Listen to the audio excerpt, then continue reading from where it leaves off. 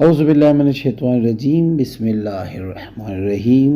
السلام علیکم ورحمۃ اللہ وبرکاتہ۔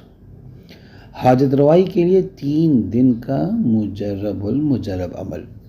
حاجت پوری کرنے والی ذات صرف میرے رب کی ہے۔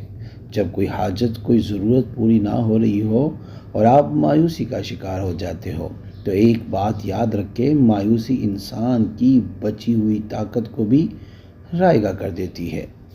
ان معاملات میں اپنے رب سے رجوع کرے۔ بے شک رب کی ذات وہ واحد ذات ہے جو اپنے بندوں سے 70 ماؤں سے بھی زیادہ پیار کرتا ہے۔ حاجت کا یہ عمل ان حضرات کے لیے ہیں جو کسی حاجت، کسی خواہش کے پیچھے بھاگ کے تھک گئے ہو۔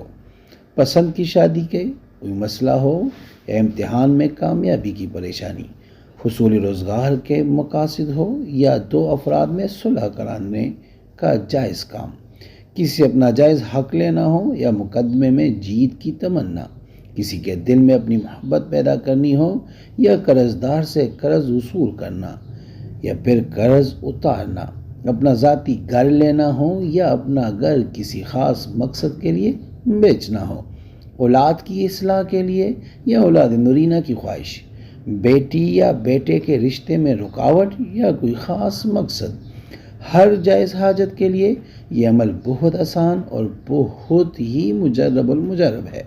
طریقہ: رات کو بعد از نماز عشاء 2 رکعت نفل نماز حاجت کی نیت سے پڑھیں اور اس کے بعد اسی جگہ پر باادب بیٹھ کر 300 بار درود ابراہیمی، جو درود ہم نماز میں پڑھتے ہیں، وہ پڑھے۔